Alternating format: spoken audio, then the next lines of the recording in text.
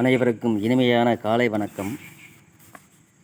அடியேன் சில காலமாக ஏதொரு பதிவும் முகநூலில் பதிவிட இயலவில்லை. நாம் மீண்டும் நமது பதிவை தொடங்கலாமே என்று தோன்றியது. சில நண்பர்களும் ஏன் இப்பொழுது முகநூலில் எந்த பதிவும் ஏன் தாங்கள் இடவில்லை என்று கேட்டுணர்ந்தனர். சரி, ஏன் நாம் சும்மா இருக்கணும், ஏதோ ஒன்று பண்ணலாமே அப்படின்னு சொல்லிட்டு மீண்டும் நாம் ஆரம்பிச்சிருக்கிறோம். இப்போ பார்த்தீங்கன்னா, ஒரு சமயம் பிரபஞ்சன் என்ற அரசன் வந்துட்டு சரஸ்வதி நதிக்கரையில் நாட்டை ஆட்சி செய்து வந்துட்டு இருந்தான். அவன் வேட்டையாடுறதுக்காக காட்டுக்கு போயிருந்தான். அப்போது அங்கே ஒரு மான் தன் குட்டிக்காக இரையை தேடிட்டு இருந்தது. உடனே அந்த பிரபஞ்சன் அம்பை எடுத்து அந்த மான் மேலே எய்தான். மானுக்கு உயிர் போகும் நிலையில் அந்த பிரபஞ்சனுக்கு சாபம் கொடுத்தது. என்னை உயிர் நீக்கச் செய்த நீ புலியாக மாற வேண்டும் என்று சாபம் கொடுத்தது. சாபம் கொடுத்த அடுத்த நிமிஷமே அந்த சாபம் பழிச்சுட்டுது. ஐயோ, இந்த மாதிரி ஆகி போயிட்டது, என்ன செய்யறதுன்னு சொல்லிட்டு அந்த பிரபஞ்சன் மானுக்கிட்ட கேட்குறான். நீ 100 வருஷம் நீ புலியாக இருக்கணும் காட்டுக்குள்ளே, அப்புறம் நந்தாங்கிற ஒரு பசு வரும், அது மூலிமா உனக்கு சாப விமோச்சனை கிடைக்கும் அப்படின்னு சொல்லிவிட்டு அது இறந்துட்டுது. அவனும் பல வருஷமாக காட்டுக்குள்ளே எல்லாத்தையும் கொன்று தின்னு அப்படியே போயிட்டு இருந்தது.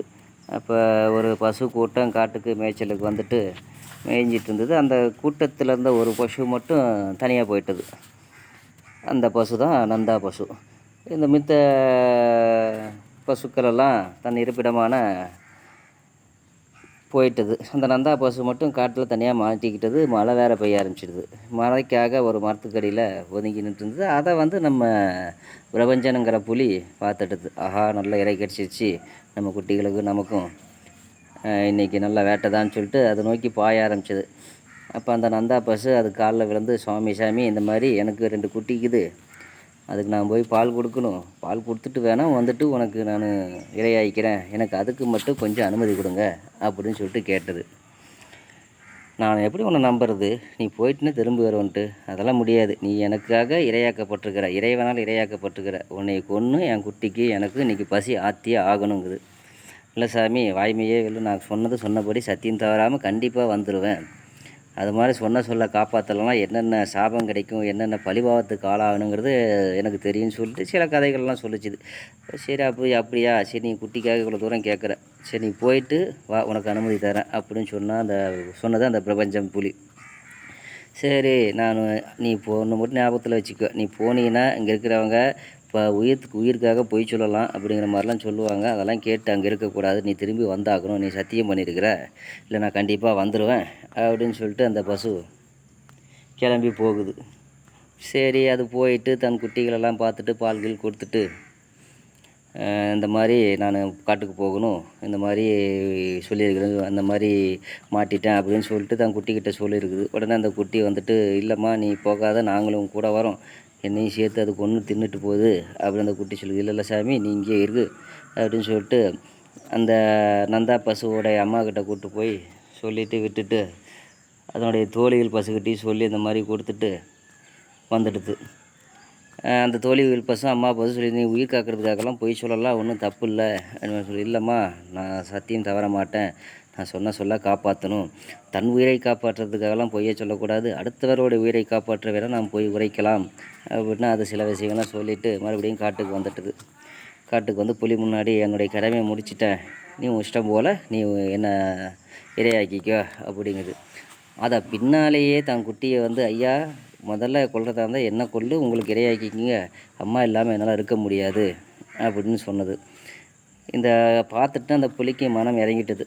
ஐயோ, நமக்கு 2 குட்டிக்குதில்ல, அது அம்மா இல்லைன்னா கஷ்டப்படும்ல, இந்த மாதிரி அதெல்லாமே நீ சொல்ல காப்பாற்றிட்டு வந்திருக்கிற பார்த்தியா, உனக்கு அதுக்காகவே நான் வந்துட்டு உனக்கு உயிர் பிச்சு தரேன், நீ வந்துட்டு போய் உன் குட்டியோட வாழு அப்படிங்கிற மாதிரி சொல்லி அனுப்பிச்சிடுது. ஆஹா, அதுவும் சில வார்த்தைகள்லாம் சொல்லுது. இது பிரபஞ்சத்தில் வந்து உயிர் வாழணும்னா வாய்மையே வெல்லும் அப்படிங்கிற மாதிரி சொல்லி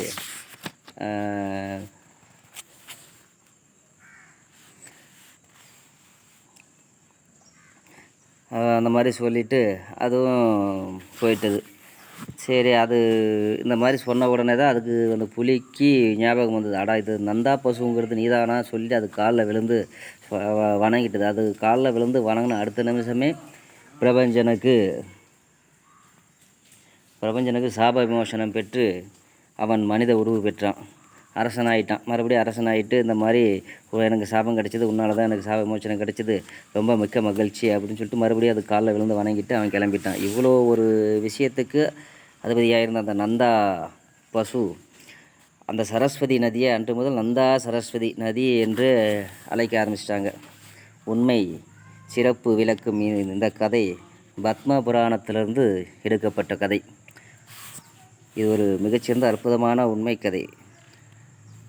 பத்ம புராணத்திலிருந்து எடுக்கப்பட்ட கதையாகும். நன்றி, வணக்கம்.